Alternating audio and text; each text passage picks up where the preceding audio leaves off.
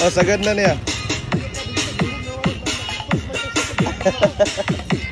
Outdoor speaker from Onikuma. Ito nga pala, si L20. IPX7 waterproof and dustproof. 5.3 na yung Bluetooth version, 10 meters na yung transmission. 10 watts na yung power output, naka-surround sound. Tumatagal ng 4 na oras. Tuloy-tuloy ang gamit. Type-C na yung ports nito, made from ABS material, kaya matibay. At ang ganda ng RGB lights. Ang kagandahan pa dito ay sumasabay siya kung anong piniplay mo na music. Kapag connect, hanapin mo lang si L20 at pwede mo nang magamit.